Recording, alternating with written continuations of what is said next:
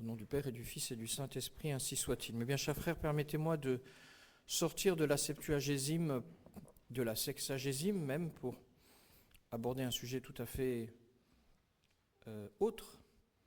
Je reviens, j'étais hier donc dans une université d'hiver. C'est une sorte de réunion qui dure 3 jours dans les installations de la Fraternité Saint-Pédis à la Martinerie, une grande école, des anciens bâtiments militaires. C'est pas folichon d'ailleurs, hein, mais bon, c'est une autre question. Et sont organisés là tous les ans des universités pour faire travailler les gens sur des sujets divers, touchant à des matières plus ou moins religieuses. Et là, cette fois-ci, c'était la question des sacres pontificaux. Et la plupart des gens qui viennent là sont des jeunes de 18 à 30 ans, ça forme 90 à 95% de l'assistance. Il y avait quand même entre 420 et 430 personnes. Et les capacités sont grandes dans ces bâtiments. Et il se trouve que je suis intervenu pour aborder la question de la justification théologique et canonique des sacres parce que, comme vous le savez, nous avions 4 évêques dans la Fraternité Saint-Pédis depuis 1988, et puis il y en a un qui est parti dans une autre structure, et qui est d'ailleurs maintenant décédé, Monseigneur Williamson. Et il y en a un autre qui est décédé aussi récemment. Il n'y en a plus que 2 pour faire le travail que faisaient 4. Et par conséquent, les questions se posent, et il est possible, probable, pas certain, mais probable, que on procède à d'autres sacres, à l'horizon sans doute de 2026 ou après, pas avant en tout cas. Et cette question, évidemment, est agitée parmi vous. Nous savons que vous en parlez beaucoup. C'est un secret de Polichinelle. Et des questions souvent sont posées aux prêtres. Seulement, bien l'incertitude demeure, et ce n'est pas à moi qu'il faut demander les choses, parce que je ne suis pas dans les petits papiers de ceux qui décident.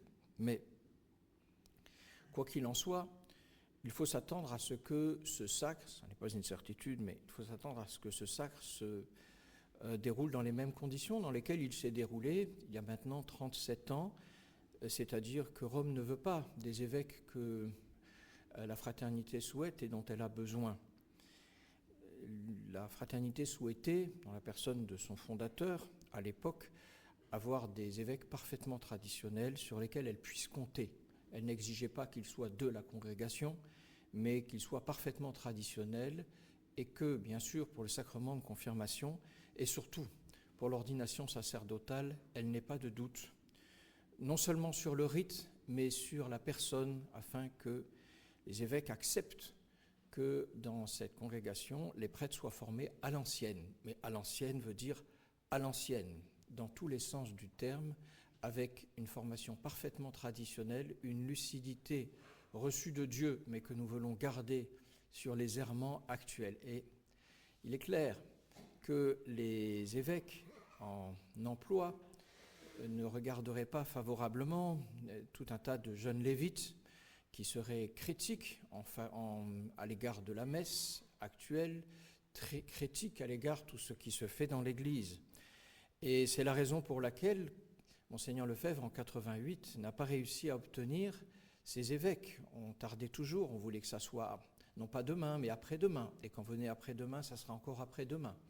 Et puis on n'en voulait pas 4, on en voulait 1. Et puis les noms n'étaient pas agréés, bien sûr, parce que Monseigneur Lefebvre voulait des profils qui soient suffisamment nets, malgré leurs différences, et nous avons pu nous apercevoir que ces évêques ne se ressemblent pas.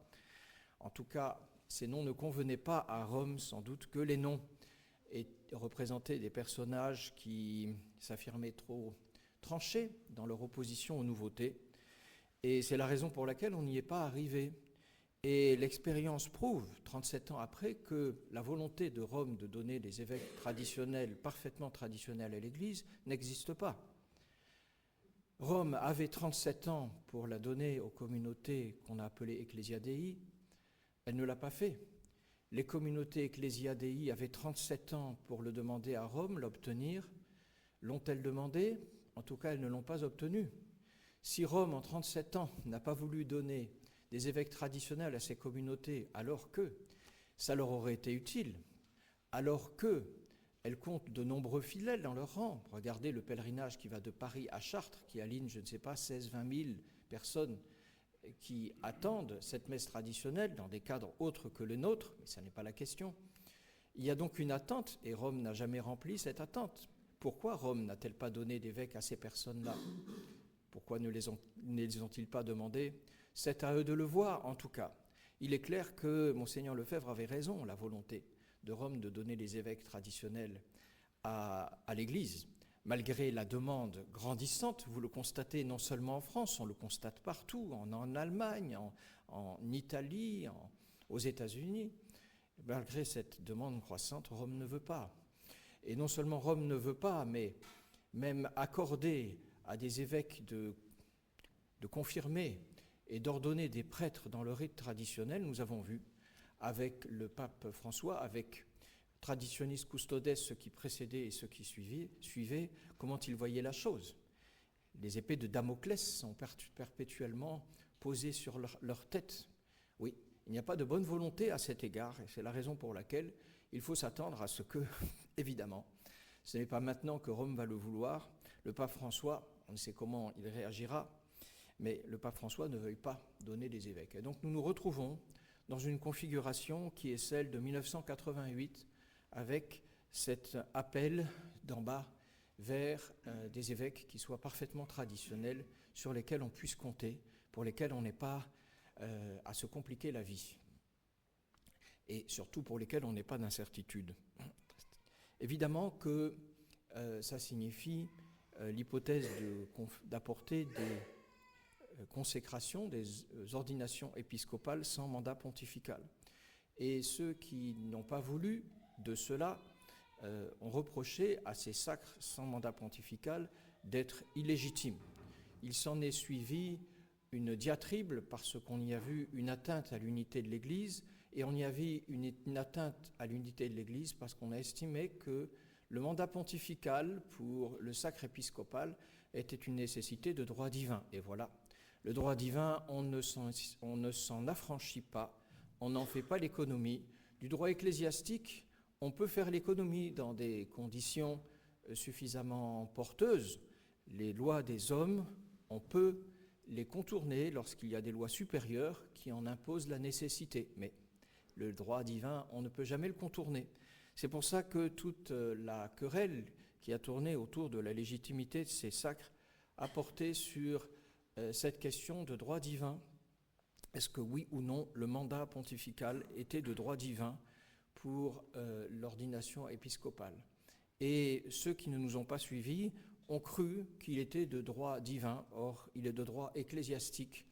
Et le montrer, évidemment, mes bien chers frères, ne peut pas se faire dans le cadre d'une simple homélie, qu'il suffise de vous dire que la piste que l'on suit pour établir l'argumentation est celle de l'indépendance, de la séparabilité entre le pouvoir d'ordre et le pouvoir de juridiction, c'est-à-dire concrètement entre l'ordination épiscopale et la collation d'une juridiction ordinaire comme celle diocésaine. Il est manifeste, ça tient à la structure même de l'Église, que seul le pape peut nommer un évêque à la tête d'une juridiction ordinaire particulière, c'est-à-dire concrètement d'un diocèse. Ça fait partie de sa souveraineté, ça fait partie de la constitution même de l'Église, et celui qui s'en affranchirait, qui voudrait confier une partie des terres ou une partie des fidèles de l'Église à un évêque sans la volonté de Rome, irait droit contre l'unité de l'Église, et en plus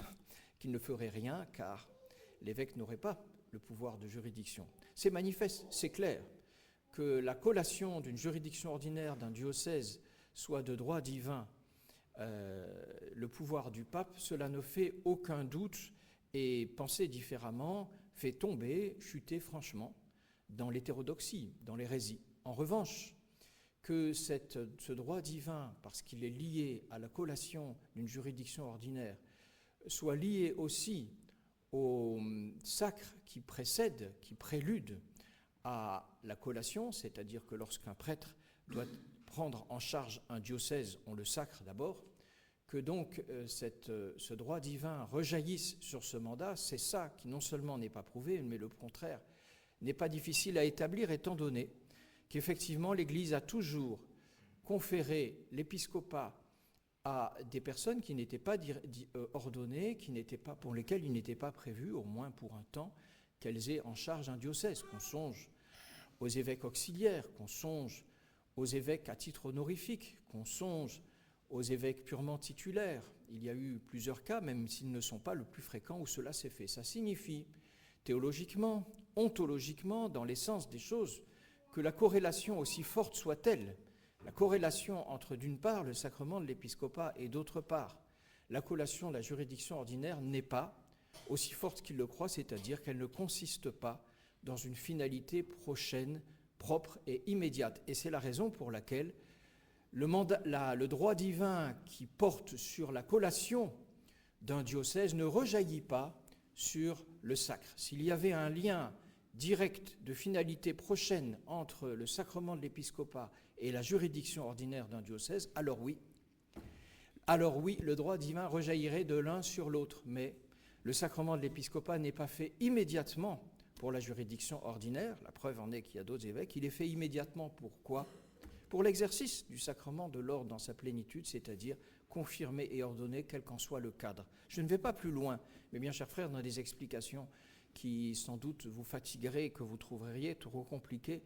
Mais ce qu'il faut retenir de cela, c'est que pour des raisons proportionnellement graves, évidemment, proportionnellement graves, il est permis de contourner ce qui est de droit ecclésiastique, même si ça ne s'est jamais fait, mais a-t-on vu jamais une crise de l'Église comme celle dans laquelle nous sommes ?